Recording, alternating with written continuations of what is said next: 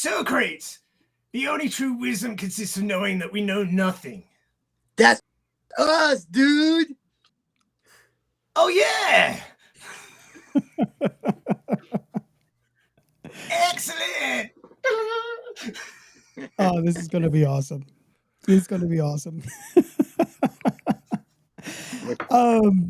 Thank you again for coming back to another episode of Science Fiction Remnant. If you liked our RoboCop episode, guess what? They're back. Goodbye. It's like a horror movie. They're back. Oh, that movie was good.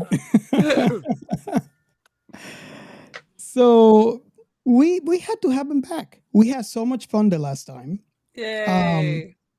If you recognize the voices, which I think you do, because if you don't listen to that podcast, something might be wrong. You should go. I'll give you some time. Go download it now. Come back to us later. Do it. This is the part podcast that where wouldn't die. our listeners stop the show, a bit of music while they go and get your show. Yeah, I mean, the people that listen to us, they pause anyways, right? So might as well pause now. I have to. It's 3 hours. 2 hours, 3 hours. Yeah, A you have to pause. 3-hour tour. That's right.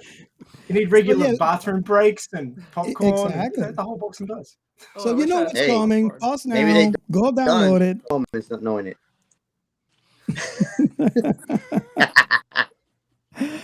So you recognize the voices. The podcast that wouldn't die. We got Kevin. We got Aaron. Thank you so much for coming back. And You guys this still is the second alive. one. Huh? Podcast wouldn't die. I was like, you guys still alive? Still here. Still All right, not thanks for dead. having us. Hey, have you ever covered The Walking Dead on the podcast that wouldn't die? It kind of sounds like it should be done. Well, it's not a movie yet. So for all of those weird people out there that haven't listened to your show yet, what is your show about and where they can find them? Well, the podcast that wouldn't die. Each week we discuss guilty pleasures and forgotten classics from the horror and sci-fi genre with a comedic twist, we hope. And you can find us on Apple Podcasts, Spotify, anywhere the finer podcasts are available. Good It's times. true. And even the lousy podcasts, you can find us there as well. Awesome. Thank you so much for coming back. And Thank you. Thanks hopefully for we can make having this a us. thing. We can make this a thing. So, should we jump into the first segment? Define science fiction remnant. And in this section, you know the drill. You go ahead and tweet at us and describe what science fiction remnant is to someone that have not listened to us who loves sci-fi. And this would be the second time that I mentioned this. We got a new hotline. So it's your perfect opportunity to call the show.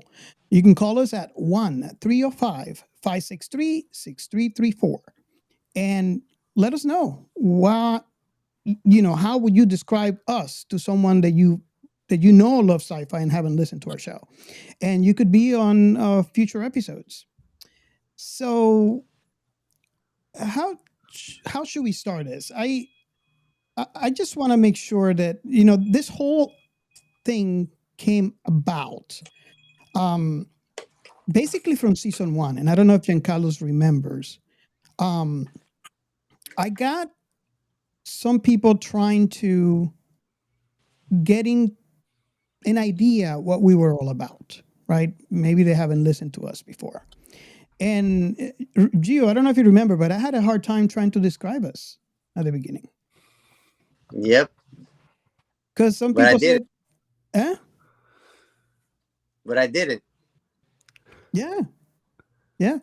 So basically Basically, go ahead. couch talking crap and having a drink. Pretty much. And now we are fine today. Yeah. Dude. And this is what I call a party. Dude, party on, dude. Yeah. I got one. Hey, Robert, first time caller, long time listener. I say Science Fiction Revenant is just where we delve through the minutia and pick apart the movie piece by piece. Nice. Yep. Wow, that was so Socrates. Dude. Just like Socrates said. Like Hey, Socrates, it's- but I'm leaning more towards Plato. Because he has Hey, his Socrates, look him up. It's on the Socrates. He has a salad dude on it. I like Plato.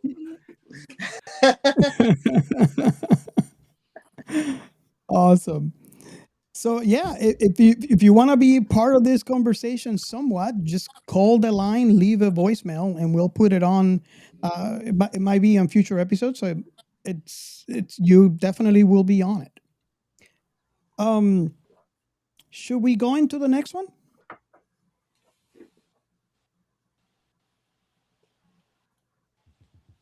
We are Science Fiction Revenant. This is the Funny Science Fiction Podcast. We are the Caribbean Science Fiction Network. We are Monorats. We are One Accord Level 2 Podcast. This is Jesse from Sudden But Inevitable and Open Pike Night. This is Sci-Fi. And in this segment is basically just my call out.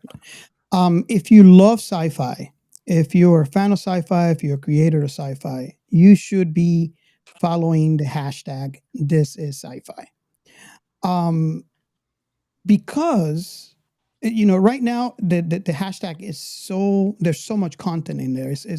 I would have to say that I am happy that it is hard to follow because there's a lot of content today. This is something that I was only wishing when I created a hashtag. And you heard me talk about this in previous episodes before when I said one of the hardest things for me when I started the podcast back in season 1 is the fact that I wanted to talk to other people about sci-fi, not necessarily the islands that you find. You have the typical Star Wars, the typical Star Trek, Galactica, Babylon 5, you name it. And there's like silos.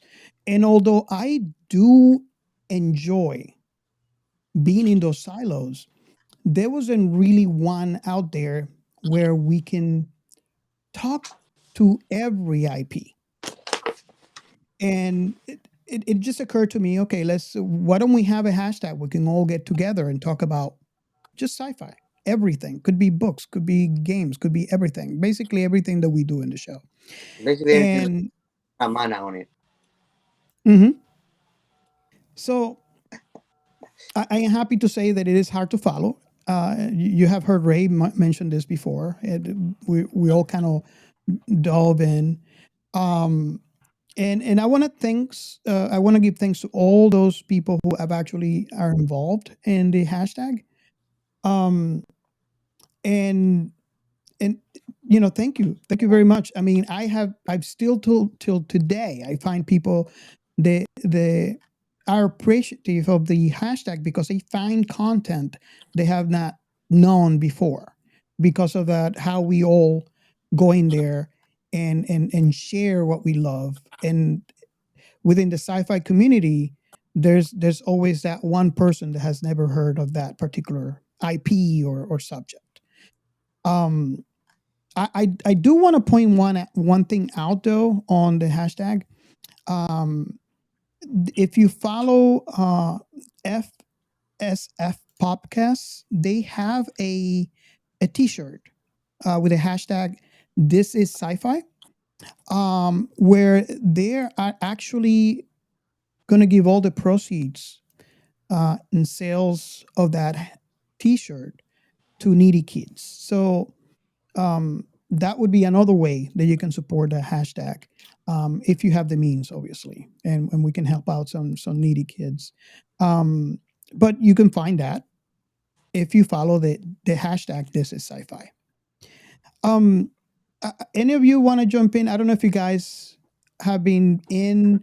Yeah, I know, Ray. I'm going to go to you first. If you guys want to jump in, I don't know if you have been in the hashtag before. If you haven't, it's okay. I just want to get like perspectives of what we have encountered in the hashtag. Basically, if you follow me, you'll probably find a lot of articles. So basically, what I'm doing lately is when I find a sci-fi article that I find interesting, or even um, science-y related, I would actually post it in there. So, um, Ray, let's Yep. start with you. Oh, well, I was just going to say a little bit about the life cycle of a hashtag. So when Robert came up with this hashtag, it took a little while for people to get on board. But if you get on board with this hashtag now, you're sort of like in its prime.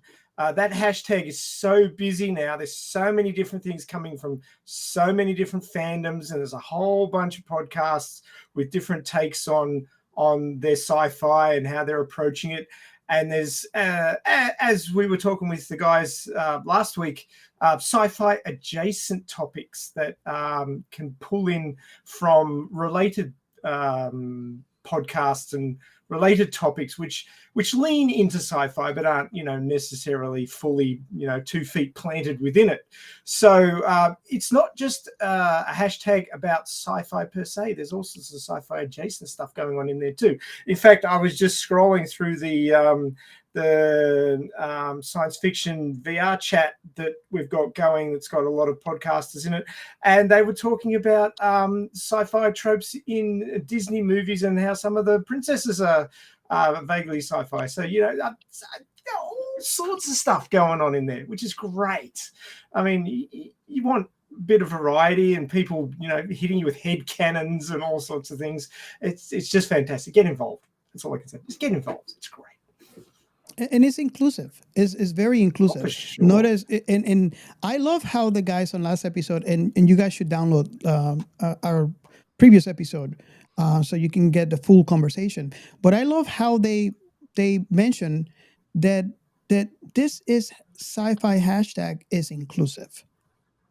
Because it's not saying this is Star Wars. It's not saying this is Galactica. It's not saying this is Buck Rogers. It's saying this is sci-fi.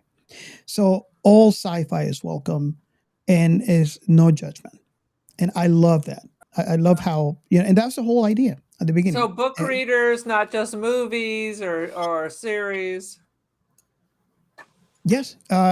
If you're, we have a couple of book writers in there. They have a couple of books on the hashtag. They also follow the hashtags. They're sci-fi writers. I although we'd mentioned a couple of games in there, I still haven't seen any. Like I would like to see voice actors, for games but yeah, it's meant to cover anything in any sci-fi medium and any IP. Oh, good. That's important. Yeah, I like to make it inclusive, because that's the whole idea at the beginning where I wanted to create it. So I wanted to create something that had no silos. You can speak freely about anything. But they can't have Cylons, right? Yes. Oh, Cylons. There you go. Yes, please. So there's room Friggin' for toasters. Star Wars people along with the Star Trekkers. Yeah. Hand in hand. Hand in hand, skipping through the galaxy. That's right. Some of us like both. Hot take, mic drop. I don't think that's a real thing. I think you're making that up. Boom. Do you want to hear my science fiction brush with fame? Go ahead, please. So when I was in high school, my senior year, I needed an English course, so I took the science fiction class, and we read Arthur C. Clarke's Childhood End and Martian Chronicles. And since we were all seniors, somebody knew Ray Bradbury. So we were able to get him to be our speaker at my high school graduation. Nice. That's pretty cool. That's pretty cool, right? That's awesome. My college graduation was just the crazy president of the university. Boo, who cares about that? Did he write any science fiction? He didn't write a goddamn thing.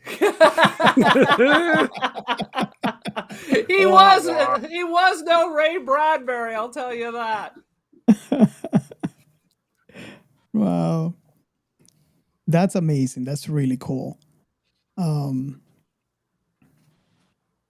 Let's see. So, okay, so we can go into the next segment.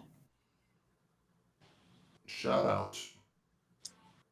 Well, in this And- segment, we're gonna give a quick shout out to participants that are always engaged on our Twitter account with us in our conversations. For our dear Angelus from Radio Chaos, he's always active with us. We have him again soon. My He's, God. Let's try the not to do some, he's the winner of the Blade Runner. T-shirt. huh? He's the winner of the Science Fiction Remnant T-shirt giveaway.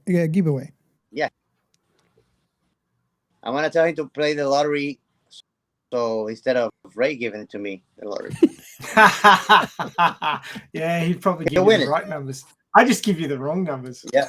He'll win it allegedly, anyways. And, yeah. And I'm hoping that we have her again on the show. That's going to be a Yeah. fun. Dear Nikky from In Bed with Nikky. Yeah. If Amazing. you want to catch Angelus, on this podcast, check out the upgrade episode. Yeah. The Upgrade. movie Upgrade. All right. Okay, so let's move on to the next segment. The Outer Remnant. I Okay, got one. so go ahead. I got one. Well, yeah, geez. You kind of stole my thunder there, Gian, because Man, think Gio, you have Angelus- to do that? Come on, Gio. Hey, I'm so you song. What do you expect? you think Angelus was a regular member of the podcast because I'm mentioning him again. Dude, you're just everywhere. But Angelus and I went on the Your Next Favorite Movie podcast talking about, now this will really shock and surprise you, Alita Battle Angel. No. Wow. 2019. Really? That one? Yeah. Really?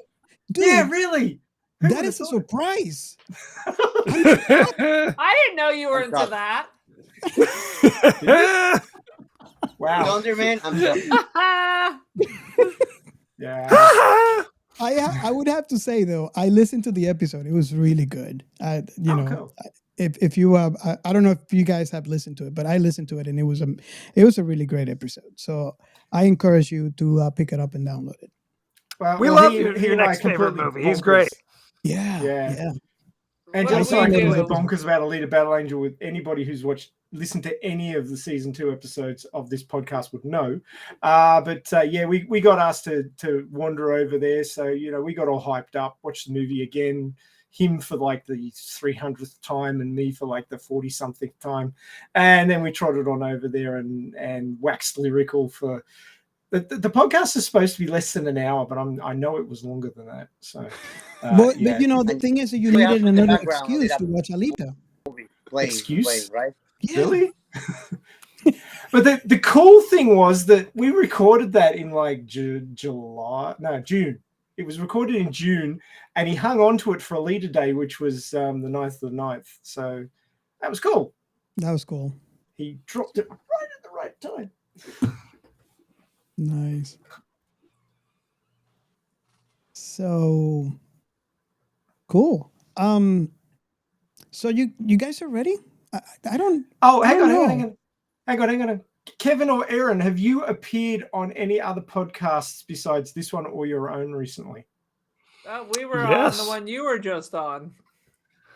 Oh, Oh. you were on that Well- one. What did you talk about? What did we We talk? did Was the- that Magnolia?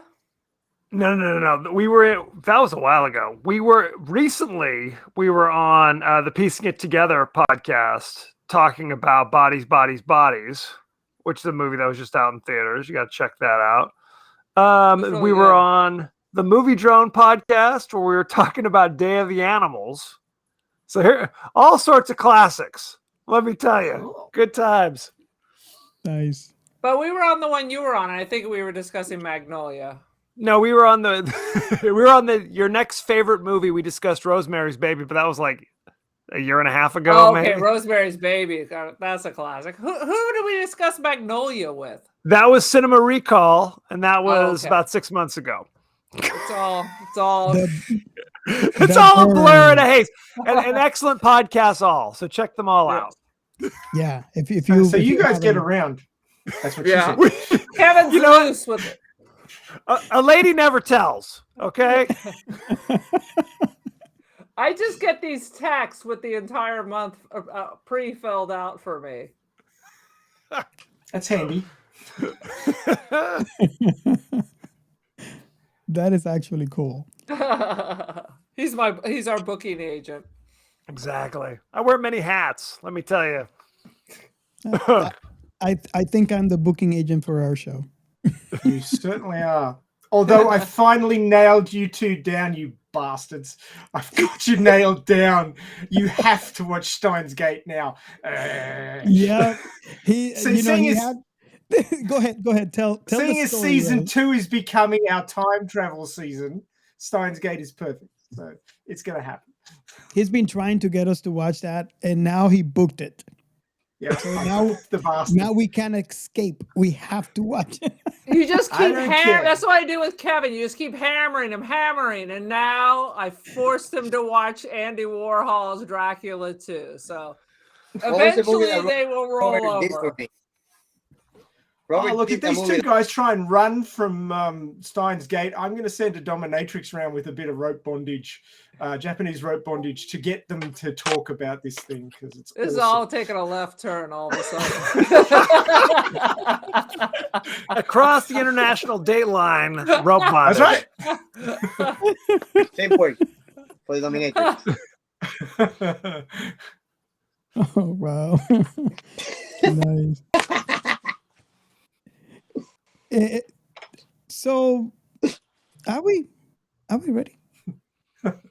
Ready. As ready as I was we're going born to be. ready, dude. Life keeps happening. Party on, dudes. So, Dude, I've got the plot. I am not attempting to read the entire plot of this movie in that voice. It's not going to work.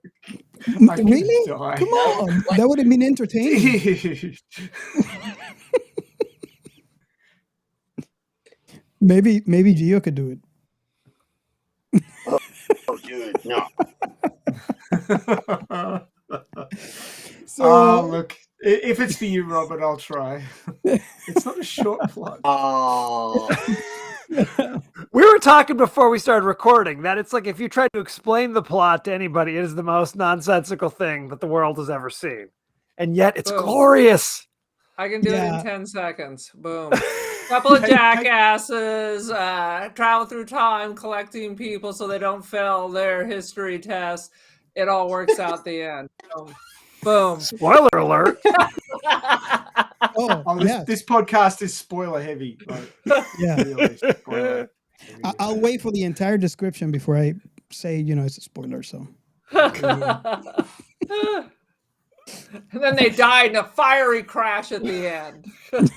Shocking. So much This- profanity for an 80s movie. The full frontal nudity was the most shocking part for me. I thought it was the Japanese rope bondage.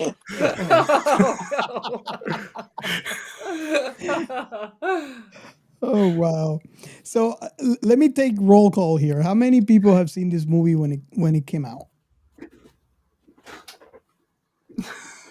Where's that And camera at? I'm assuming Gio didn't. Are you sure, Gio? Come on. You sure? yeah, I'm sure. It's not something you'd forget. I'll tell you that. I mean, I don't know how, but I was born that year. In '89, you weren't really like in the theaters. He couldn't have seen it No, in I don't utero. think so.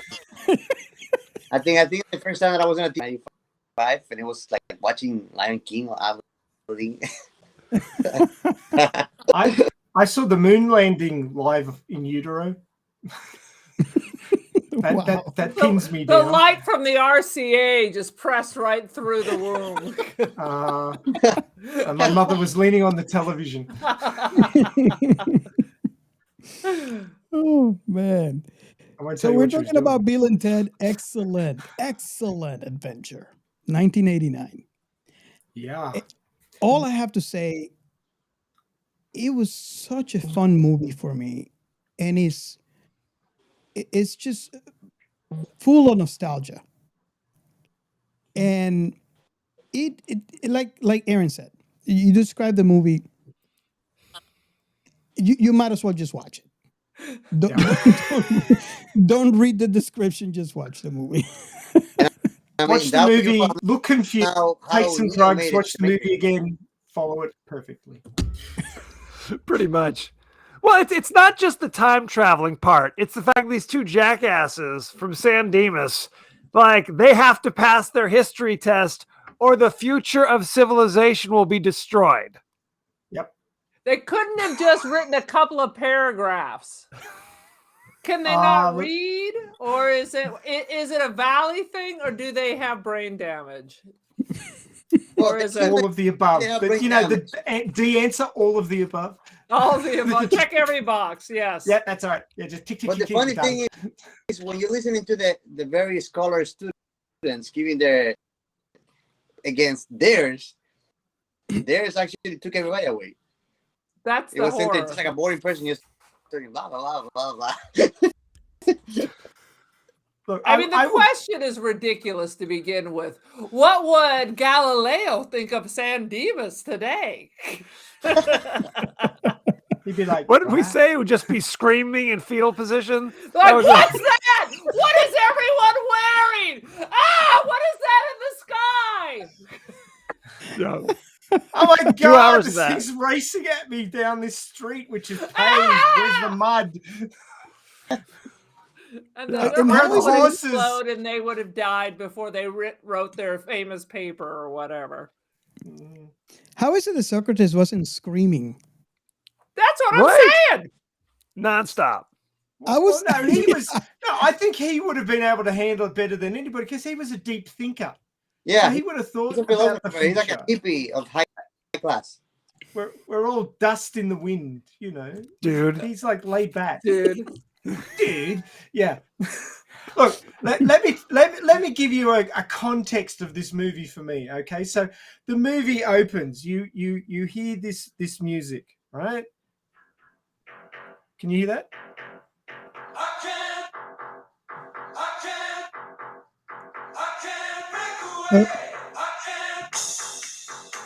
And that music starts playing. Okay, I kind of like that song. That song is my second favorite song of all time, right? Wild Stallion. And it starts the movie. Okay, I'm already in a good mood. Okay, and then it just gets more and more ridiculous. So that is one of the good things about this movie is that I don't know, for me, you know, and I like to hear your opinion on that, but for me, the soundtrack just takes me back. Well, it's funny because I'm not a music historian by any stretch of the imagination, but it's music that I dig that I have never heard in any other context before. These aren't bands. I'm like, oh yes, the immortal band. What was it? Power Tool was one of the. I wasn't familiar with the other bands, but I was digging the music. I'm not gonna lie. Well, that song's "Breakaway" by Big Pig, which is a Melbourne band. So you know, it's an Australian band. So, like, it means a lot to me because, you know, local band does well. Right. But right up there with Men at Work and Little River Band, right? Oh, excellent. Yeah. Air Supply. Or Daddy was Village. Yeah. People. Midnight Oil. Yeah. Midnight. With their beds are burning. Right. Yeah. Don't underestimate the power of friction, people. The beds are burned. I like that song. But I've No, noticed- it's I've noticed like they encase the sentimental value of the 80s. That's why it takes you back. It's the same thing when you watch Back to the Future, for example. All of those like feelings of the era, and like even me, even though I was from all kind of ages, and my 80s list, like it takes me back to it. To listen to the Pitch Mode. To Who absolutely. doesn't love a Everybody in little there. Depeche Mode? Can't beat that. Did you notice Clarence Clemens was the president of the future or the emperor or whatever he was from the knew E he Street looked Band? familiar. I thought he was going to pull out his sax and start doing some moves, Little but solo. no, he was in it just for his acting ability, evidently. So good times. Good on you, Clarence. That could have been really cool, though. I would have to admit, if he breaks into a solo there. Well, you think, I mean, okay, we have to talk about that. It's not just that they become world leaders or, pioneers in some way. It is literally they have to form a band, and the band's music becomes the basis of civilization. What is it, 700 years in the future? Something like that, yeah. It's almost Pretty like close to they're, it, yeah. they're Jesus, and their music now forms this new religion. Yes. It's a Yeah, cult. And when yet we they meet him can't in the- play. They are Exactly. different. When we meet him on the on the actual movie, they can't play at all. I just love the ending of this movie when we finally get them to like really get into into the music, and they're playing really hard, and you see Rufus looks back at the camera and says, they do get better. Love That's George the last Carlin. line of the movie. That's Their Hang on, whole we arc. should do the plot. Look, we should do the plot. Give me a sec. Okay, so the budget of this movie was 10 million, so pretty cheap, even by those days standards. Box office was 40.5 million, but Okay. it became a cult classic on VHS and now streaming services. It's on Netflix in Australia at the moment. I'm not sure about over in your way, but Prime Video. I watched it on Netflix last night, and huge nostalgia factor. Anyway, the movie actually does have a plot. It's a shocking, I know. In 2688, humanity exists as a utopian society due to the inspiration of music and philosophy of two great ones, Bill S. Preston Esquire and Ted Theodore Logan. Dude. One of the citizens, Rufus, is tasked by the leaders in traveling back to San Dimas, California in 1988 using a phone booth-shaped time machine to ensure that young Bill and Ted, two dim-witted high school students, successfully pass history class. The TARDIS. Yeah, for sure. I don't know why there wasn't a lawsuit. Now, if you were born in this millennium, not the last one, you may not know what a phone booth is. Yeah, they right. don't really exist anymore. Yeah, but this movie will be a history class for you because it's like the the phone booth is like a modern machine for sending smoke. Yeah. Right. Should they fail, Ted's father, Police Captain Logan, plans to ship Ted off to military school in Alaska, ending Bill and Ted's fledgling band Wild Stallions and altering history. Although how you can alter future history, that's... Anyway, this is a big issue. Don't think too hard about it. Rufus finds the two teens at Circle K convenience store, struggling to finish their history report in which they must describe how historical figures would view the present-day San Dimas. Rufus offers his help before another phone booth time machine arrives and future versions of Bill and Ted step out. After assuring the present-day Bill and Ted that Rufus's claims are true and that they can trust him, they disappear again in the time booth, full of historical figures. Rufus shows Bill and Ted how to operate the time booth, taking them back to 1805, where they find Napoleon Bonaparte leading his forces against Austria. As Rufus, Bill, and Ted return to the present, Napoleon is thrown by a cannonball explosion in their wake and is dragged through the circuits of time along with them. Rufus explains that time will continue to progress normally for Bill and Ted and that they cannot miss their class presentation the next day. He then departs, leaving an empty time booth for them. As they discuss where to go next, they discover Napoleon stuck in a nearby tree, inspiring them to abduct historical figures and take them to the Abduct is correct. Abduct, yeah. For their school presentation, they leave Napoleon with Ted's younger brother Deacon before they go. That was a good choice. Oh, shit. They befriend Billy the Kid in the Wild West and Socrates in ancient Greece before stopping in 15th century England, where they fall in love with Princesses Joanna and Elizabeth. It was a busy day for them. Their father, the king, tries to have them executed, but Billy and Socrates helps them escape. The booth, which is slightly damaged in the process, takes them to the far future, where they find a society that reveres them and their future band. They are inspired to complete their report with extra credit by abducting Sigmund Freud, Ludwig von Beethoven, Joan of Arc, Genghis Khan, and Abraham Lincoln. You know, that's the full hand, you know, full house there. After a brief stop in prehistoric times to repair the phone booth using chewing gum, they program it to return to the present and end up outside the Circle K the night before, where Rufus first introducing himself. They convince them earlier selves of Rufus's trustworthiness before he reminds them of how to get to the next day by adding an extra number to the number they dial. Because, of course, that's obvious. Because that makes sense. That's he was kind of a dick about it, too, wasn't he? He was totally. It's a time machine, jackass. I don't know anything about this. Cut me some slack. and it was like, dude, we're gonna be late.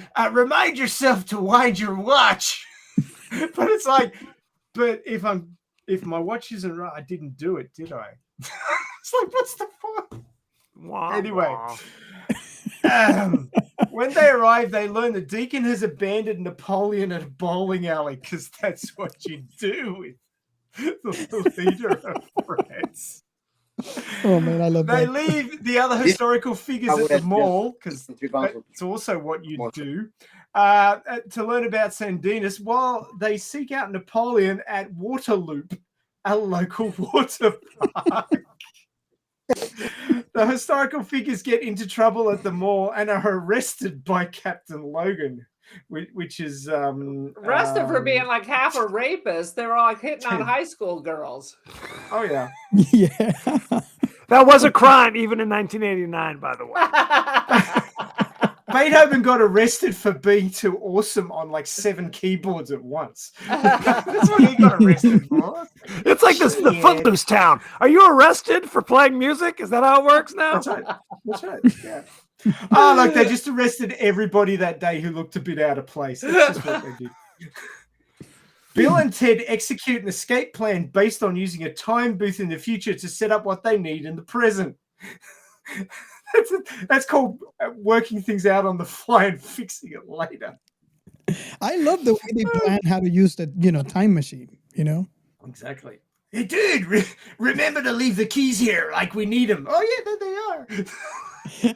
I guess I did steal my dad's keys. It was very elaborate. At one point, they drop a trash can on their dad. What, were they hanging in the rafters at that point? Remember, we got to hang out in the rafters of the jail cell with a giant trash can. Write that down, Ted. You can't remember the date of the Magna Carta, but you're going to remember all this shit. Exactly. Yeah, and they wrote wild stallions on the side of it to implicate themselves. That's true. Do you want to live in the world that's based on these people's lives? Apparently it's fun. It's fun. I'll tell They you, break their historical friends out of jail, then present each of them to the assembled school using stage lighting effects and rousing music. Their report brings the school to their feet cheering, and they pass the course. Sometime later, Rufus returns accompanied by the two princesses, whom he has rescued from prearranged marriages with royal ugly dudes. He says that they will also be part of Wild Stallions and that the four of them will change the world with their music. He asks to jam with them, but upon hearing their fledgling attempts to play, he turns to the movie audience, breaking the fourth wall, and assures them they do get better. Roll credits. That's it? Don't these That's girls it. need to like have a place to live or what? They're Apparently living in they some were high nice. school kid's basement, evidently, is how we're doing it. Not to mention the fact that they've basically been pulled out of time, so whoever Right. their descendants were no longer exist. But Right. you won't worry about that. Whatever the Not messing ramifications with the might time be. continuum. What's that all about? Now, listeners, I have to tell you, this was not the plot of Lawrence of Arabia you just listened to. It was, in fact, Bill and Ted's Excellent Adventure. Shocking, Yeah. I know. Yeah. The word And excellent that's is how being Hitler thrown won around World a War lot. II. Thank you for listening to my TED Talk. Because I am so into the multiverse, I would have to mention that when Ted goes to the army in that universe, it's a different movie. You know what we call it? John Wick. No. I'm gonna have to put my foot down there. No. This movie does not concern itself with potential paradoxes and rewriting history. They could give a damn. They're snatching people and then just sending them back with the full knowledge of what's going to happen in the future and just washing their hands. Good luck, guys. So They just wanted to there have is some no more Gandhi. The English are still like controlling India. I mean, what ripples have been set forth here? Philosophy Well, gone. European history gone. you know that Joan of Arc is going to institute jazzercise into her training program when she gets back to France. Aaron, I have to tell you, neither Galileo nor Gandhi appear in this film, by the way. Have you even seen this movie? That's the other movie that I keep confusing it with. What was the movie I'm thinking of? God, oh no, it was What We Do in the Shadows. They did it. I watched them both in the same week and they had like almost the same thing going on. They brought all these people from time, and Naja, if you watch What We Do in the Shadows, is interviewing them all. They have to tell about their lives. So I watched them all like back to back. So now they just morphed into one single show. One fever dream. Got it. Fever dream. And then the vampires and Bill and Ted, it all just rolls all the together. I swear whoever pitched this had a fever dream beforehand. Or some Clearly. really, really good drugs. It Well, would we have talked- to be really good to make up for this story. Oh, shots fired. Ah! Hashtag boom. Hashtag boom is right. Well, I mean, you have to remember, it's like we have to think that they have to have gone ahead and stayed together, formed the band that influenced future societies, right, on its own, right? At some point that had to happen.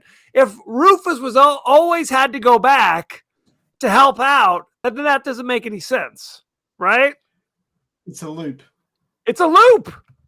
If it's all dependent on Rufus knowing 700 years in the future, hey, I have to go back in time to create this civilization that wouldn't exist unless I go back in time, my brain is melting. Makes no sense. Well, then are you affecting the future, or is this just simply what it was already written? It was already planned that this is all you were already going to do. Well, at one point go ahead. Sorry. I was just going to say, you can melt that down to one statement. What do we want? Time travel. When do we want it? It's irrelevant. Well, and that leads into the point I was going to make. It's like at the beginning of the movie, Clarence Clemens goes, their separation is imminent. Imminent? It happened 700 years ago. What do you mean it's imminent? But time keeps going for them, even though, they're traveling in time. Now, why would that be? I don't know. Exactly. Remember, guys, no matter what time you travel to, look at Ted's broken watch, because time moves in normal speed in San Dimas in 1989 for some reason. So who knows? No matter where you go, there you are. There you are, as the poet Buckaroo Banzai once said. That's right. Are they in a time bubble, maybe? Does that make sense? Are we all in a time bubble? Right. Yeah. It makes about as much sense as anything. Everything predetermined? Do you have free will? I don't. Yeah. Sarah Connor says you do. There is no future but what we make. How come she's not the poet Sarah Connors? Is it because she's a woman, Kevin? Yes, that's right. Very sad. Damn you. Wah, wah. That is one thing that I was actually thinking about when they were saying that. It's like the only thing that made sense to me, and I don't even know if I'm even explaining it right, because why in this movie, but that they're in a time bubble where they can see the alternate timelines, Right. and they can go back within that time bubble to correct it. I mean, I'm stretching this. Why didn't they just get them tutors to help them read like 10 years before this? Well, because I think the answer is kind of also is, besides passing history, it made them realize they actually needed to learn how to play these instruments. That's part of their arc too. Well, I mean, and you're absolutely right. It's like, give these two jackasses time machines, as if that's not going to destroy all of reality. Yeah. Or we could just get them a tutor at the beginning of the semester. Yeah, go back, get Van Halen. And yeah, I kept waiting for Eddie Van Halen to roll up with all that Van Halen jibba jabba, and then nothing. It was just wishful thinking. Wishful thinking. Well, don't you agree, Ray? They should have given Van Halen when they were like toddlers. Oh, so sure. that, by the time they're teenagers, they're massive, players. So they could have gone by and scooped them up just to do the soundtrack for their presentation. They have unlimited power now.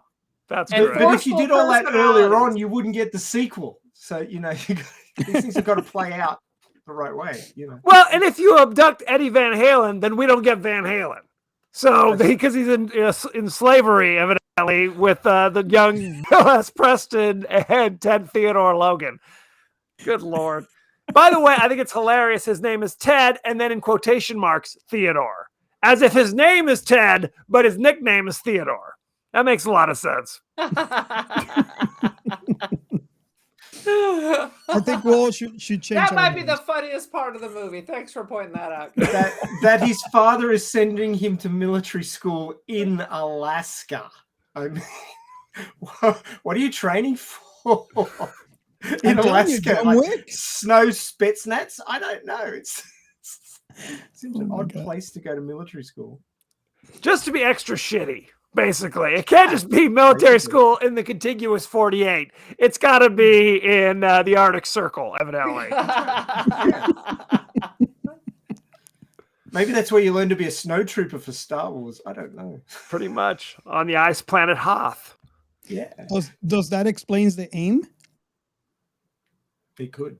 He's shivering so much you can't shoot shit. And what's to stop Dad from sending him anyway? He wasn't even waiting for the grades, and now they've been dicking him around. So he could just say, "Screw this! You're going off to boarding school. You put a trash can on me. You put a damn trash can on my head. You're going to military school in Alaska. I don't give a damn what I said. You're breaking into the police department." Out! You freed escaped mental patients and threw a trash can on my head. Guess what? I don't give a damn what happens in your report. Screw what I said. Goodbye. Exactly. All your bags are packed. You're ready to go. Your ass is leaving on a jet plane. Don't care when you'll be back again. Don't care when you'll be back again. Didn't he also nearly set fire to his garage? Oh, Yes. see, there's strangely no drug references, but clearly there's Lots of too smoke. much going on there. That's what that smoke was coming out of the garage. Let's be honest. Womp womp. Yeah, totally. I mean, You just needed Spicoli to roll by on like a Huffy bike or something. Hey, dudes. pretty much. Pretty much. Good Lord. I mean, it does seem like overkill, doesn't it? I have to abduct historical figures when I could have just spent, an evening writing my report, my oral presentation, and be done with it. They had it like encyclopedias and such. Our parents Funkin' got them at Wagnall. the grocery store. May- Like if you maybe- spent $25 back in the day. Maybe you have a point there. Maybe that's the reason why they had to go backing, because they Because didn't they're have illiterate. Let me give a question to you guys. Everybody gets an opportunity to answer this one. But this is my question. If I was to give you a report that said, what would these historical figures think about where you live in the year you live in, and then I gave you a time machine, what would you do? I would write the report and then use the time machine to go just screw around. Destroy civilization as we know it in I reality. probably wouldn't be kidnapping people. And I love it. Everybody's just so jovial. Sure, Bill and Ted. Let's just go. It's all cool. Oh, no question. These historical figures really adapt remarkably quickly. I mean, Socrates from 4,000 years ago was like, cool, I'm in. I don't speak your language, but whatever. Rock and roll. Right. No one speaks my language. I'm from ancient Greece. But literally, they throw a line to Billy the Kid where they go, you've adapted to time travel remarkably well, Mr. the Kid. Mr. the Kid. And how is it that he's not shooting up the place? Okay. Yeah. And how is it that he's not shooting up the place? Yeah. He I did. assume he was He part shot out of a the light. table. A light? Yeah, when he was on stage and the crowd wasn't getting into it, he shot out a light. It's like, why didn't the crowds go running and screaming? He opens fire in a crowded auditorium, and people At a just high go, school. okay, sounds good. Well, we didn't have the active shooter drills back then. Well, I was just going to say, maybe because it's 1989. Everybody had guns in 1989. Yeah. All the kids were packing heat. As you know, in the United States these days, gunfire in a school, just standard. It's a Just Tuesday. standard. Thoughts and prayers. Next. Right. Thoughts and I would. prayers. I just want to mention that you hear me talk, and you hear us talk about the movie in this manner. It's not, at least from my point of view, it's not that I don't like the movie. This is what I enjoy about the movie. It's just silliness and how funny and fun it is. Is that your experience when you watch it for the first time versus like watching it now? And Aaron, I think you said that you recently just watched it. I'm kind of curious to see what your thought is as the new one in the game, watching this for the first time. No, you don't. No, you She has a different don't. perspective. It was so terrible. In 1989, I avoided it purposely.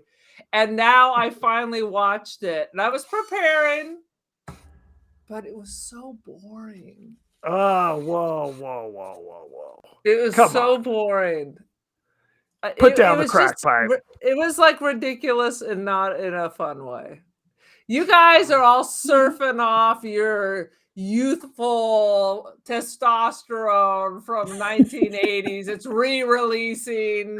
Hormones are floating around. For me, You're watching this with a presuming- fresh eye, I was like, what? Where's Facebook? Aaron, you're presuming something here.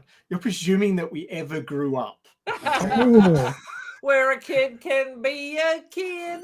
Well, Nothing. here's no, go ahead. the body ages, but the mind stays. Yep, pretty stupid, much. All right. Regresses, basically. Yeah. I don't have to regress. I never increased. Never went up. Just Well, no. Look, in 1989, okay, I was like 14.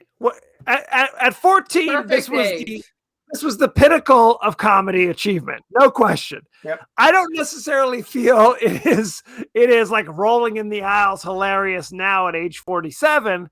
However, I find it very pleasant.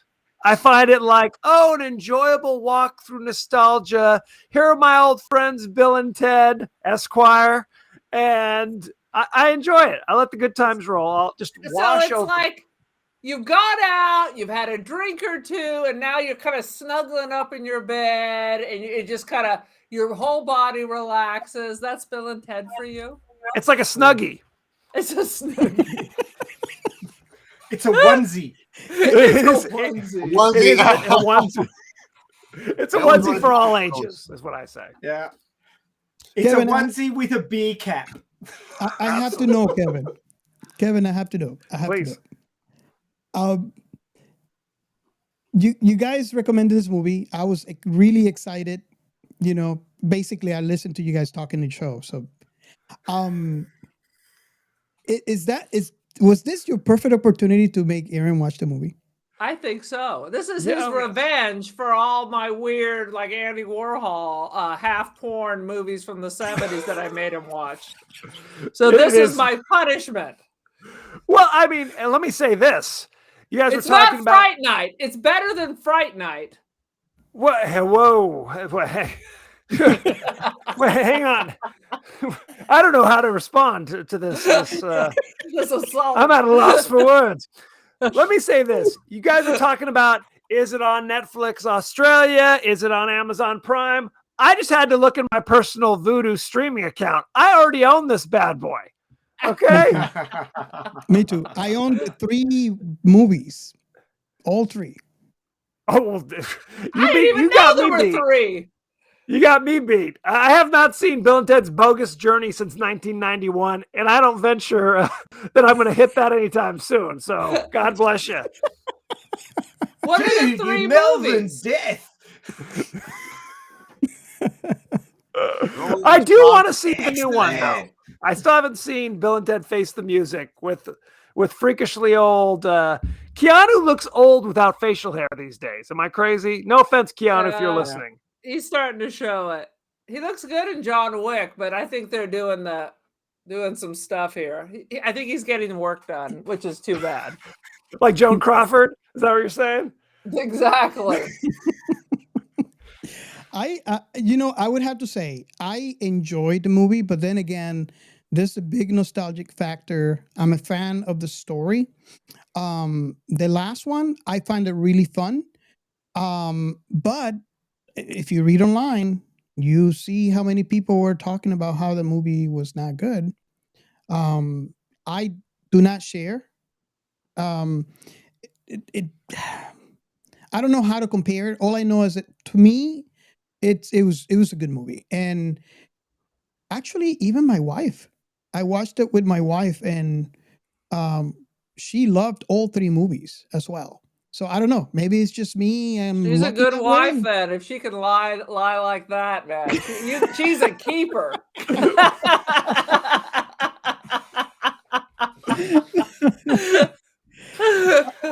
I just had to say that for Kevin, since you haven't seen the last one. So I'm kind of curious to see your thoughts. If you ever get to watch it, let me know, and I'm kind of curious to see what you think. Robert, I will watch it in the next week and give you my considered opinion. All right. There you go. Okay. What's your opinion in the hierarchy of Bill and Ted mythology? How would you rank them?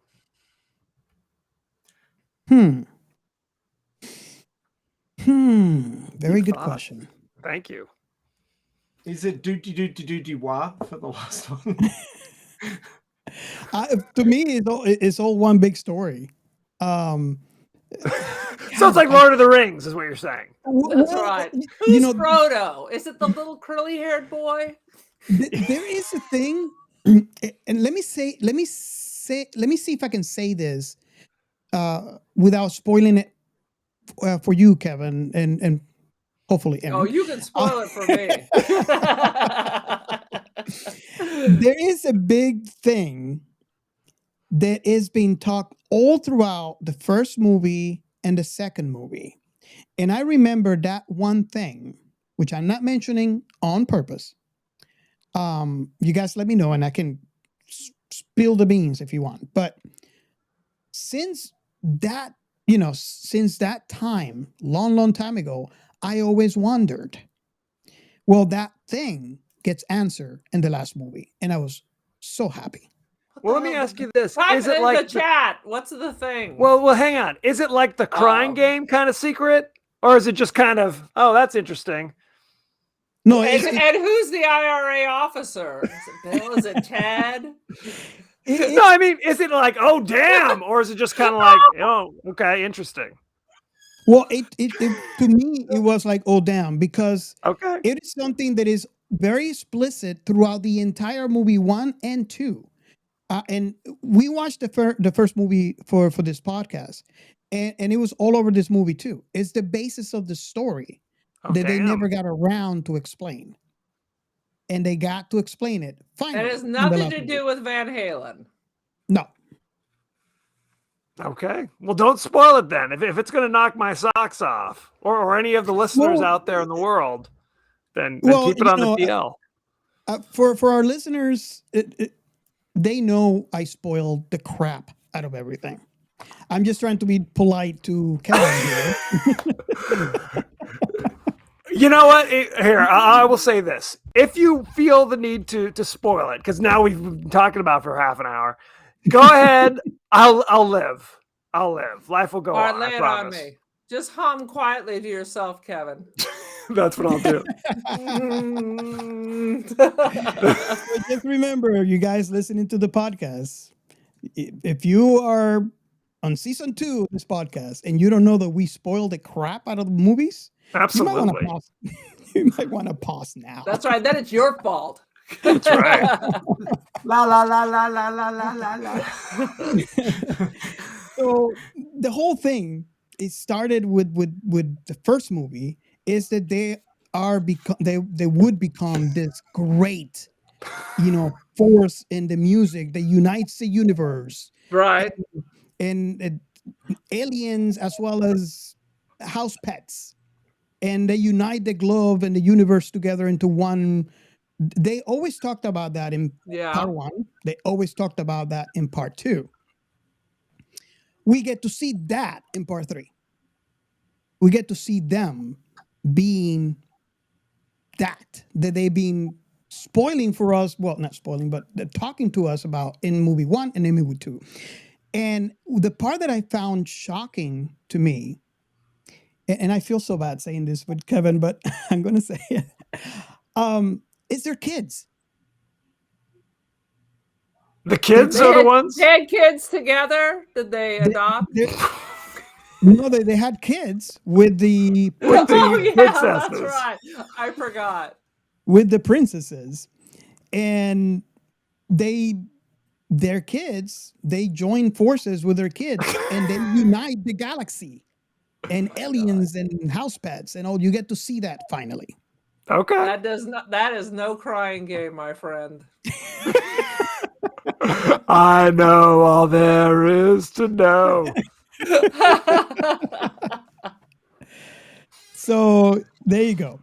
So now you can unpause the podcast and continue. You gotta tell Ray to put his headphones back on, and then we're gonna pretend like it was the most outrageous secret. I can't believe it. Ready? Shocking. Ray took his headphones off. He's not listening because he doesn't want to get his spoilers. I can't believe the reveal. Oh my God. Sweet Jesus. He just took Sweet him over and Jesus. let me know when you're done spoiling. I took my headset off so I didn't get spoiled. I haven't listened There to the you last go. 2.5 minutes. Oh god, that was good. There's this, I there's didn't this blank even in the realize podcast for me. Well, Ray, right? How many movies have we spoiled for you when you All in season 2? Oh, look, the worst spoil I ever Just had spoil was for back him, in or the opposite. I'm like, give me the 1982 or spoiler. something. Oh, no, sorry, 84. When I had the Stay Puft Marshmallow Man spoiled for me in Ghostbusters. Because I was going to see it that night. My friend had seen it and he told me about it. I'm like, you bastard. I mean, that's almost as big as the spoiler in Bill and Ted Face the Music. I'm gonna warn you in advance, so don't even listen to this episode. Prepare Okay, yourself. I won't. No, look, I'm gonna watch Face the Music this week, and then I'll get back to you. It's You like the got me Crying riled up there. Game mixed with the Sixth Sense mixed with Stay Puft Marshmallow Man. With a touch of Wow. Sophie's Choice. And that's don't true. work in there. Yes. I'm excited now. I'm excited. Multiplied by 10. No question. Multiplied by Ted. By By Ted Theodore Yeah. Logan. That's right. Esquire. Esquire. Don't forget that part. I don't know where the Esquire came from. My God. It's so ridiculous. Because he's a jackass who doesn't know what Esquire means, basically. Right. It's very sad. I mean, when they went back in time to the princesses, that would have impressed them. Now, It would have. Absolutely. well, Do we know what you know- the king, which king that was, by the way, that wanted to execute them? They didn't even mention Henry it by VIII? name. Was Henry that- I think it VIII? was Henry something. oh, so were the daughters Queen Mary and Queen Elizabeth? That they Oh, damn. stole That would change shit. English history forever? Yeah. He's going to marry us off to some royal ugly dudes. They kind of yada yada that scene. It was just, here's the king, King X. It's Who's a to vaguely say? English-speaking country. No, it was England, right? Yeah, it It was was England. totally England. Vaguely English-speaking country. I mean, With- which English king was it? You know, It's King Henry the Sixth. Are you being serious? Do you know? I'm They looking mention on. it. It's actually mentioned. Yeah, they mentioned it when remember when they get out of the TARDIS. They were asking this dude if there's anything of significance, and he points To the in castle. the other direction. And they say, "Oh, that's the castle of," and that's when they mentioned it. Oh, damn. So Well, there you that's the go. only. If you miss that, because they don't refer ever again. That's the only one time. Now, is there somebody who's going to do the research and be like, did that king have two daughters that I'm mysteriously doing it right disappeared? now. They mysteriously disappeared, never to be heard from again. That's what it Mhm. needs to say. And one of them looks like Jessica Chastain went back through time, by the way. Coincidence? They didn't take Joan of Arc back to Noah. And why was Joan of Arc so into aerobics? Never answered, never 'Cause explained. She was super fit. She was super. Well, she runs around in armor, dude. You got to be super fit to carry armor around in battle. No question. I'm not taking it. I mean, look, historically speaking, Jeanne d'Arc could have, I'm going to use the French pronunciation because I'm pretentious, could have been very fit and done some jazzercise back in the day. Who's to say? Oui. Yeah. Oui, oui. Oh, the questions. I don't think he had any children. Because they were I was abducted. gonna That's say, it. if you- That's if you why. Yeah, So exactly. someone did research. if you're a serious person, this movie is not for you. Yes. If you can't get into Yes. stupid mode, you are not going to enjoy this movie, Aaron. But you've just got to let it all go. You've just got to say, this is going to be dumb, and I'm going to lean into it so far, I'm going to fall on my face. You're not gonna regret Well, it. it's funny because it is simultaneously no stakes and the ultimate stakes. You know what I mean? It's like they're two jackasses. Who cares? Floating through time, good times. But if they fail, then civilization, as we know it, comes to a harsh end. So good times. It kind of puts the message too, like no matter the link on the level hierarchies, every single one of them is important for the final outcome. Now, did you guys see the scene where Bill and Ted went through time and found a really good audio visual guy to operate the sound and light boards for their presentation? Because I missed that part.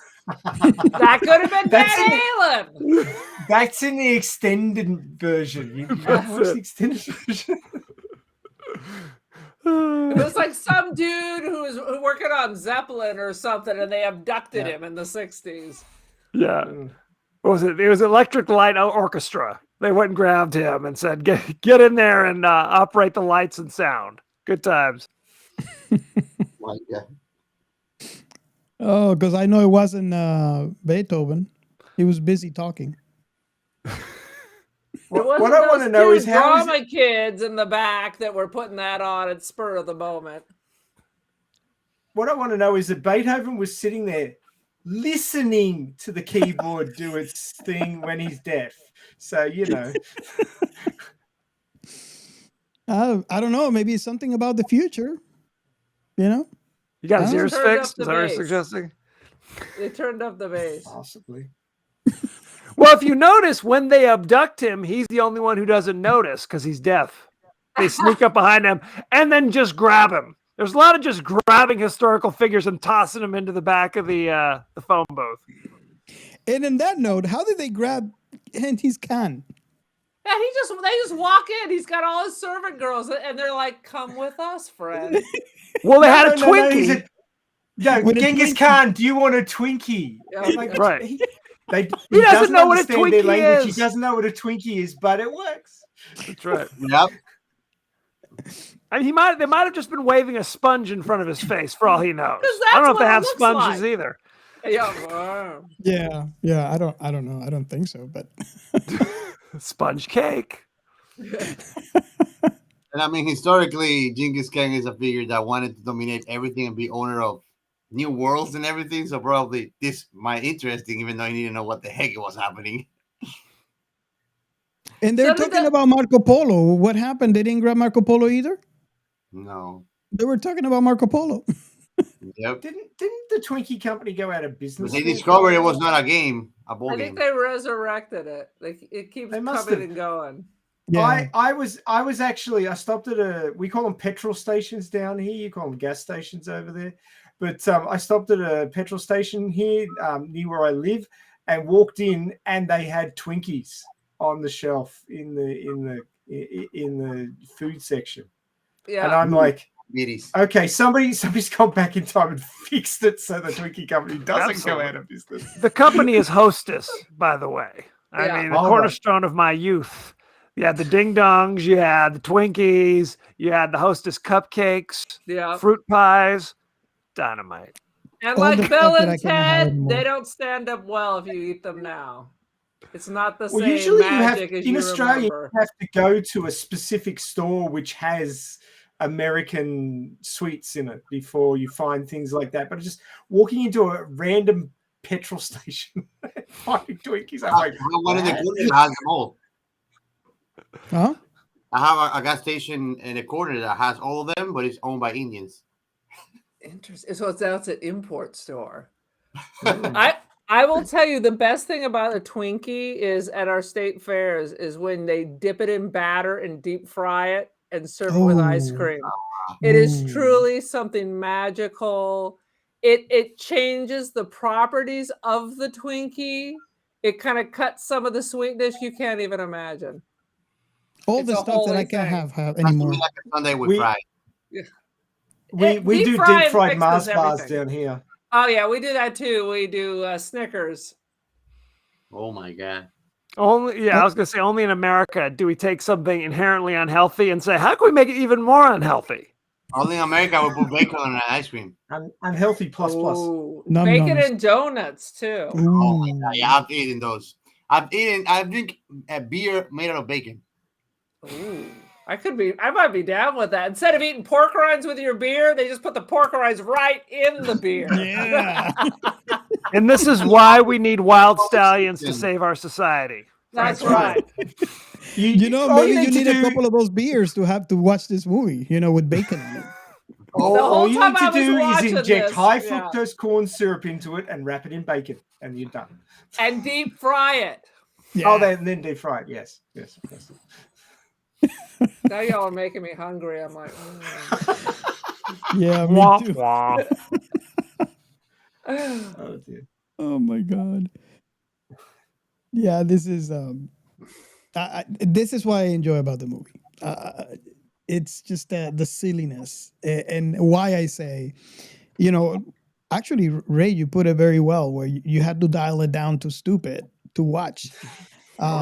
If you can't do that, you really maybe have a Take couple out of your higher witches. brain functions, put it over there, and then just sit down and watch the movie. and while I was watching this, I totally knew. I said anyone who liked Airplane or The Naked Guns or Police Academy are gonna think this is the shit. Well, to be honest and with I you, am not one of those people. I Because seen your those soul movies. is dead. I seen those movies, and I although I can say I kind of like them, Airplane. I seen Airplane. I think this one is and I agree with you, Aaron, when you say that statement. I think this is a lot better than those movies. But then again, I guess my bar is really low, so there's that. Now, I should clarify, I've never seen Airplane, and I've never seen any of the Police Academy movies, but I did see Naked Gun. What is it? The smell. It was supposed to be the smell of beer, but they say the smell of beer, but it's supposed to be the smell of fear. But in the ads, they would always say the smell of beer. How can you even have an opinion on these things, then, Aaron? How dare you? Because my brain is so big, I can extrapolate from the information I have in my hands to hypothesize this whole, I don't know, minutia of bullshit. I tend to put all the Bill and Ted's movies that I've watched so far into the same bucket as things like Wayne's World. Yes. I agree with that. As a matter of fact, my wife does this. My wife actually does that, because when I make a reference to Bill and Ted, she makes a reference of Wayne's World. It's like, no, that's a different movie. It's like, it's Party off. Excellent. Well, it's that same kind of thing. I think Airplane and Naked Gun are an entirely different thing. I mean, that's like sight gags and joke. I mean, those movies actually have like jokes. I don't think Bill and Ted's necessarily has like jokes. It's more of like a vibe that they're delivering. You know what I mean? And if you like that vibe, like I do, then you're in business. If you're not, then I feel sorry for you. That's all I can Brother say. Bear, I'm picking up what you're putting down. Sounds like you're putting it back down. I'm throwing it across the room. She's putting it back down and pushing it under the bed with her big toe to join the dust bunnies and the porn mags. Watch Chicago next movie. That she might make you watch Chicago for next movie. You had it coming. She had it coming. I love Chicago. Yeah. Taxi Driver. I'd rather see Taxi Driver. This movie, to me, like the comedy type, reminds me of watching A Night at the Roxbury. It's the same kind of. Yeah. It's better than Night at the Roxbury. I mean, let's call it as it is. But it's that kind of thing where it's just like, here are these central characters kind of going through their lives as kind of slackery types and the adventures they go on, essentially. So I like Strange Brew. Remember Strange Brew back in the day? But have you seen it lately?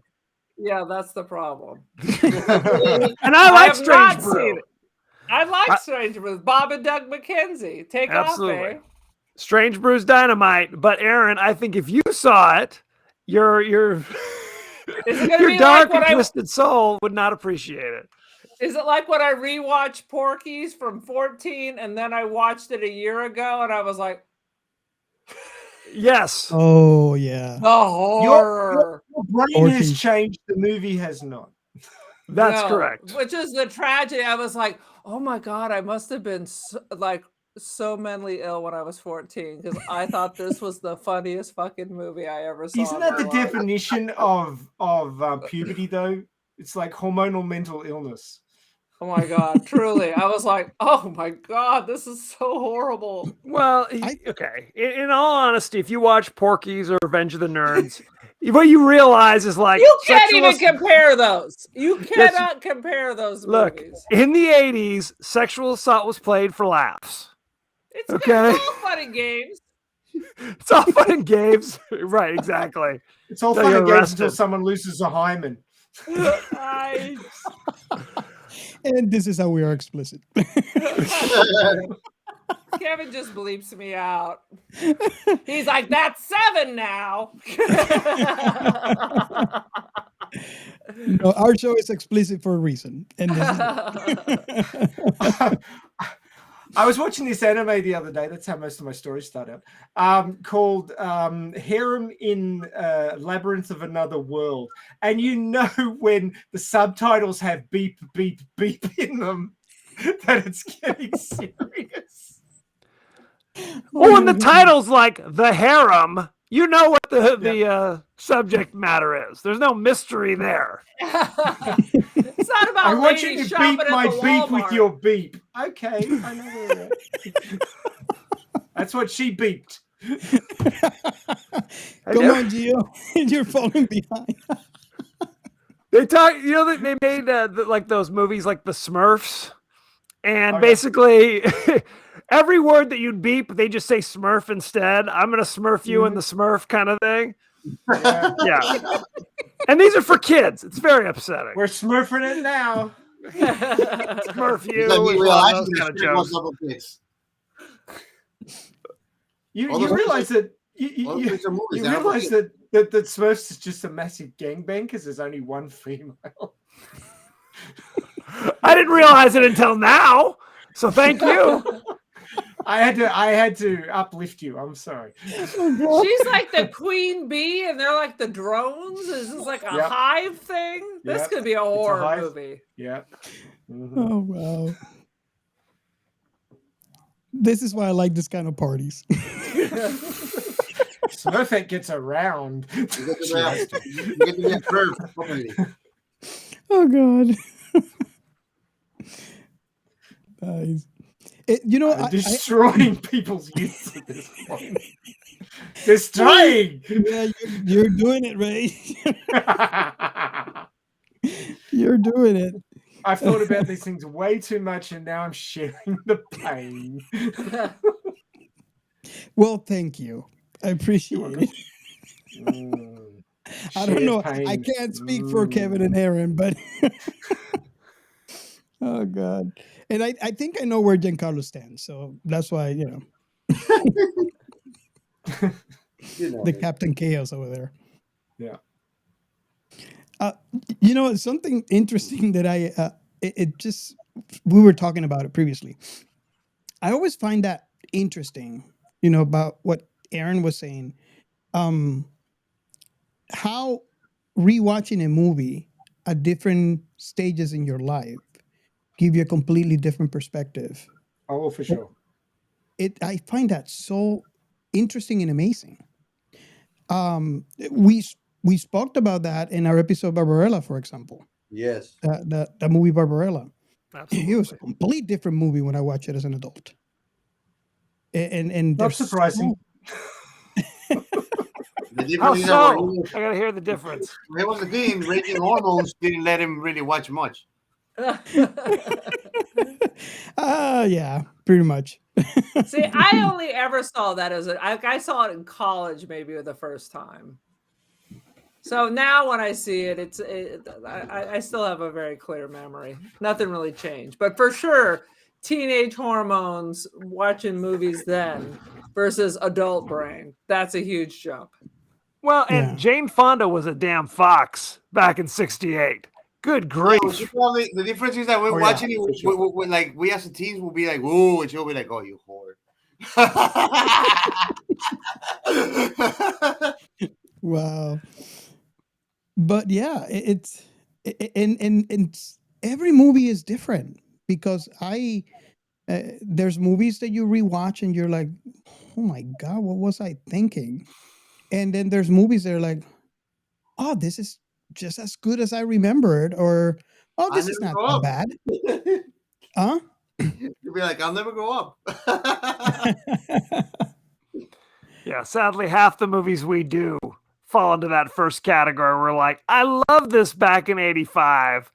Uh-oh. What did There's nothing worse when you're like, you got it. This movie was so great. You got to check this out. And people are seeing it for the first time with their adult eyes going, what in the hell are you talking about?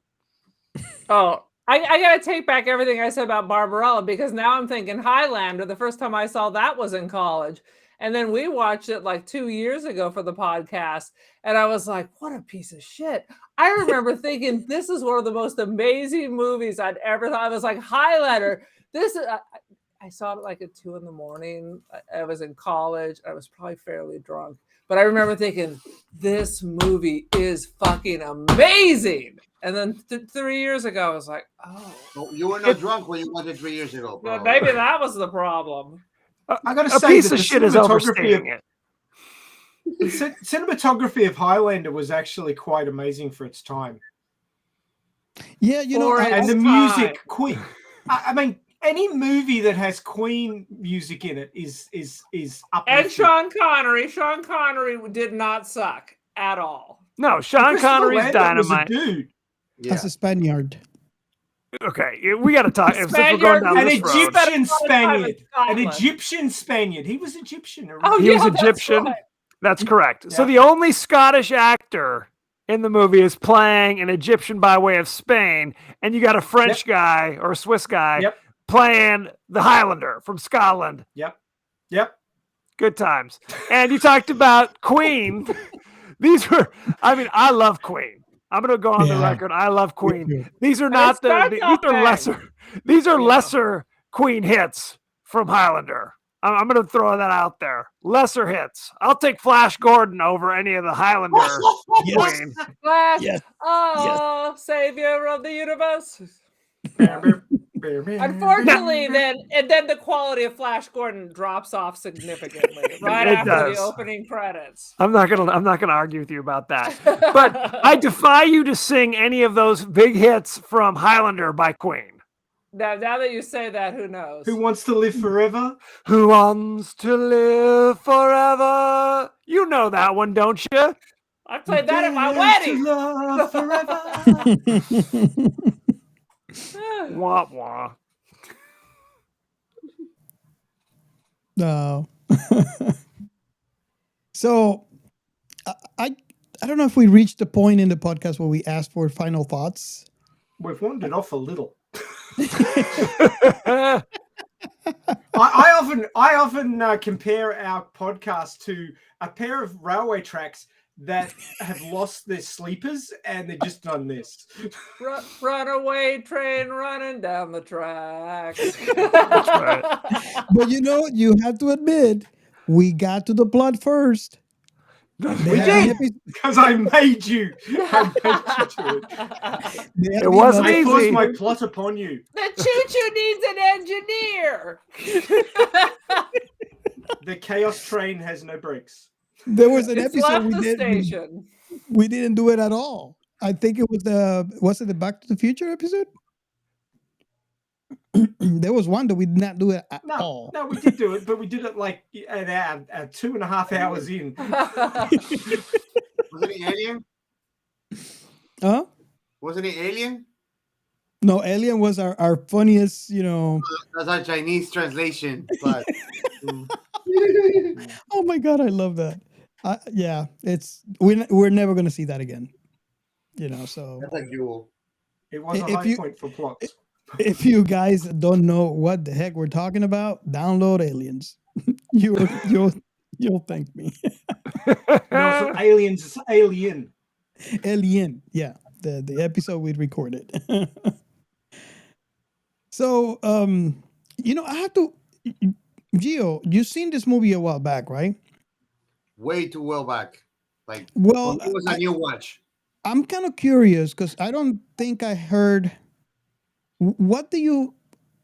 Because we all seen this movie probably in the theaters.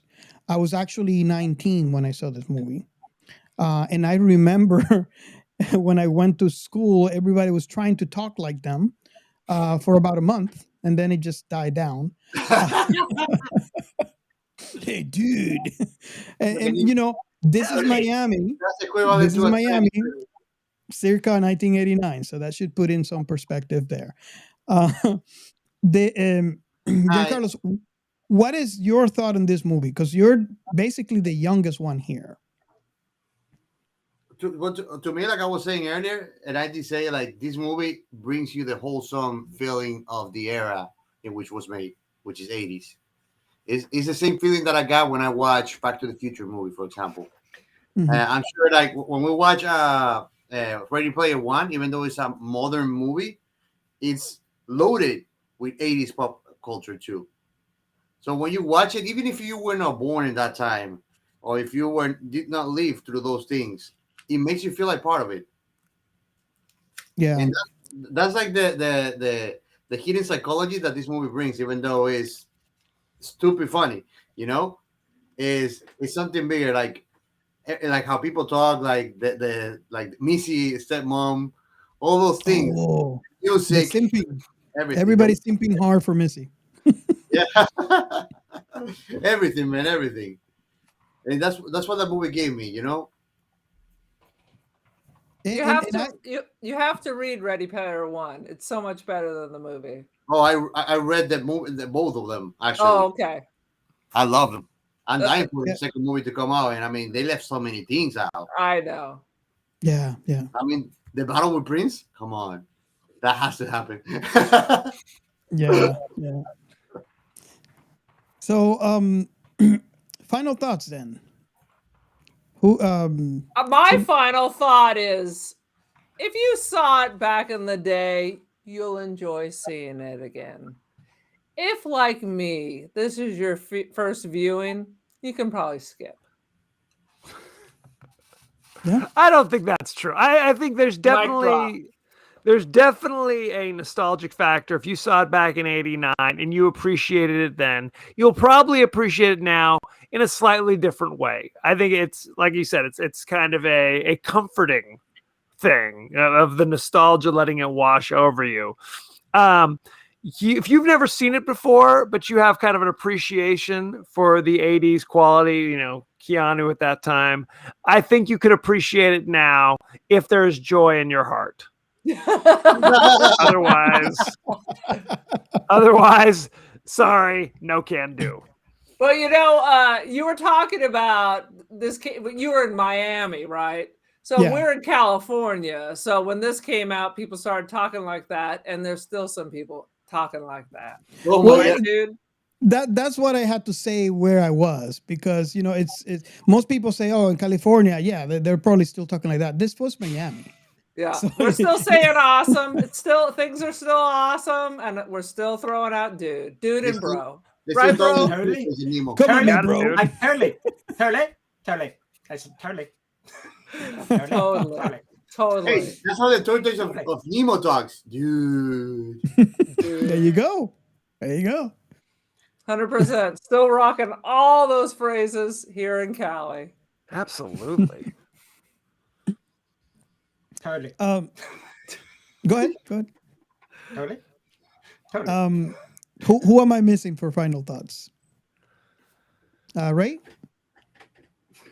The camera is not where I thought it was. For all of you listening and not watching the video, Ray is actually waving his hand. So Off screen because the camera is not where I thought it was. Dear. Look, if you can own the cringe, then you're golden. All right, that's all I can tell you. I own the cringe, dude. dude. For my final thoughts is I think I side a little bit more with Gio, and that if you lived the time, if you lived the era, and you haven't watched it, you could appreciate it watching it now because it's going to bring you back. Obviously, if you've seen the movie back then, it's going to bring you major nostalgic feelings. Like, for example, I was looking at the scene on the malls. I miss those days. Right. You know, it's we have malls now, yeah, but they're not like that anymore. Now they're dirty. Gangs hang out there. It's crowded. There's no good shops there anymore. So it's pure nostalgic, and the movie to me was just fun and nostalgic. But yeah, I think that Gio had a good point there when he mentions. And I think that kids on your time were of a simpler mind than nowadays, even at my time, and that makes it more innocent too, and more beautiful. Yeah, I would have to agree with that because I remember kids bringing weapons into school, and you could actually go and look in the newspaper for back in those days and and I dare you try to find a shooting or a stabbing, and you're not going to find one at all. Nowadays, it's just like, what happened? So yeah, I think we were built on a different, Yeah. What do you think, Kevin? I mean, we're coast to coast here, so I'm talking based on my experience in this coast. So I don't know what it is, in in that era, on that other coast. Well, I just think people are angrier because because I work at a high school, so even when it's a fight, it's not just like a quick fight. They're gonna fight until someone pulls you off. That's crazy. I used to get my best friends from fights. You get into a fight, you fist fight, and I remember it's like we beat up each other. We are like, you done? I'm done. Okay, dude, there you go. That's my next friend. Yeah, now it's you look at me wrong. Someone told me something's on social media. I'm really gonna fight hard. I mean, we had somebody kick somebody in the head. That's how hard they were going. Yeah. I think it's easy to generalize, but the 70s and 80s were the time of Death Wish, where you couldn't go to New York because you're going to be stabbed in an alley. So I mean, I'm things still happen. scared of New York just because of all those shows. And there's no Get Charles stabbed for Bronson your to protect you. So, Oh my God, Charles Bronson is terrifying enough. Oh. Wow. So yeah, I was kind of curious about that because I can only speak from my experience, but it's kind of interesting to listen from other areas. And just like you said, I guess it just really depends on the area. And the experience of the era is going to be completely different. In the 80s, we were just worried the Russians were going to invade us. Remember that? What was the movies where they've invaded and all the kids Red take up Dawn. arms? Red Dawn. It was always the Russians coming to get us. And now Top Gun doesn't even have a villain. So as not to offend anybody. It's just the enemy. I watched it That is true. It looks like a commercial from the 80s. Pretty much. I just last night, don't ask me why, I was watching Invasion USA starring Chuck Norris, where it's the exact same thing. Roundhouse kick. It's good. Right. Only Chuck Norris will shoot you and then kick you. That's helpful. He's got to kick the bullet in further. Exactly. You already shot me, Chuck. Chuck Norris was never beat in a fight, Bruce Lee. Yep.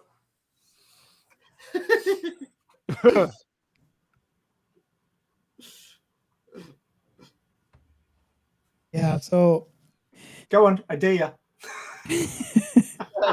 you do? You do? Yeah, go on, I dare you.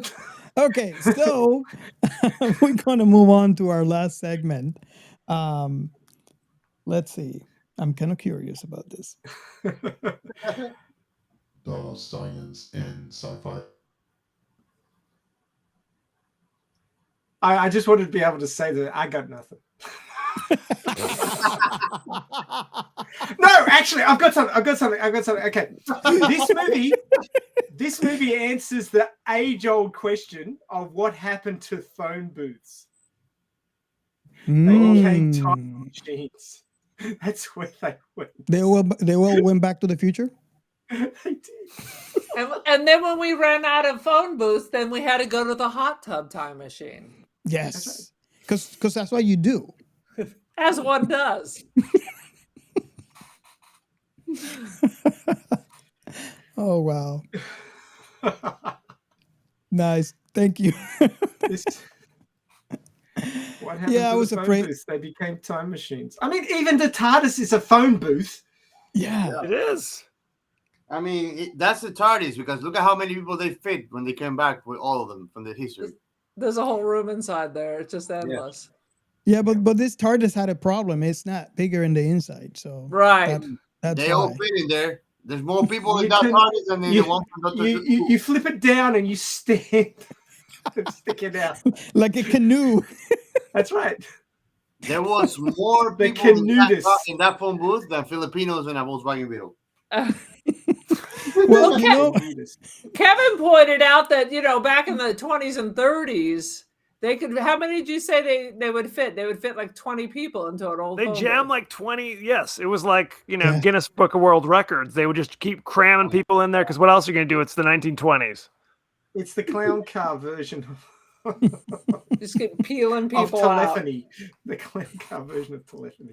hope is You is have not in the summer. I was asking Professor Google about how truthful it is of fixing a time machine with chewing gum, but he came back with nothing. Oh man. You MacGyvered it. We can't overlook the fact that in the 80s, pudding was contained in a like metal like can that you'd peel open. Okay, that's how they did it back in the 80s. That sounds revolting. It's like it's from the military or something. Here, have this special pudding. Oh, it was Not to great mention- because it had a total sharp edge. So when you tried to lick what was left, you sliced across your tongue. Like the That's Joker. why Gen X is so much stronger. Yes. Oh, dear. Oh my god. Down here, you can still get condensed milk in cans like that. With the, Oh, yeah, with the here green too. pool. Oh yeah, Yeah. you're gonna make a meme of the Joker now with that. At the start. Wow. Oh god. Okay, so I think we milked the segment science science fiction. No, Condensed look, milk. when I've got to go for this is what happened to phone booths, people. They became time machines. That's the science behind this movie. You know that it's not serious. It's just good science. Yeah. Well, if you borrow from RoboCop, is good science is where you find it. Oh my god. This is fun. And you guys, thank you so much for coming back to our show. Thanks for having us. Absolutely. This is the reason. This is the reason. We have so much fun, and I really, really enjoy it. I'm actually afraid of what these guys will choose on their next visit. Well, to be fair, I picked it based on the conversation that I listened on one of their episodes. Oh, so we can blame you, Robert. Exactly. So yeah, I want to be fair, but yeah, next time maybe you guys can pick a movie and we can talk about something that you really want to talk about. Are you kidding me? Kevin was dying to talk about this. No question. It was like I had these thoughts and feelings inside, and I finally had a place to express them. So thank you. Awesome. And you got That's what she Aaron said. to watch it. You're a scar for life now. If you eat pudding out of a can, you're already scarred for life, aren't you? That's right. Awesome. Thank you again for coming back to our show. And yeah, this is the second time. I'm happy. I am happy. And I feel that we might have a third time. So thank you. I Yeah. appreciate it. Thank you. And go ahead and tell our audience again where they can find you. We are the podcast that wouldn't die. We're on Twitter. We're on Facebook. We are on Instagram. And we're on Apple Podcasts, Spotify, and all the other podcasting platforms, I believe. Good, Not bad, or SoundCloud. indifferent. Except for SoundCloud. SoundCloud. So don't look there. Don't look there. You won't find us. And I feel the urge of asking Aaron, are you on the Insta? I am on the Insta. I am also on the gram. I am the cult of Aaron. Join the cult. You can tell I'm a fan of the podcast if I know that. So. For sure. Hey, Robert, I've Nicely got something done. poetic to finish up this podcast with. if Go you'd ahead. like. Okay. This is The Time Traveler by J. Brandon Stewart. It's a poem. It's not mine, but I'm leaning into it. Tony built a time machine and traveled back in time from Thursday night at 8:15 to Monday night at 9. Excited by his breakthrough in temporal transportation, he sadly didn't factor in one major complication. You see, we are not staying still. We're hurtling around in orbit of the sun, 100 times the speed of sound. So when poor Tony flipped the switch and with glee upon his face, he found himself 3 days ago alone in outer space. Yeah.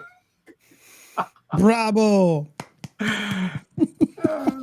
Awesome. And you will find that in our memes channel on our Discord. So please join us on our Discord where we do even stupider things.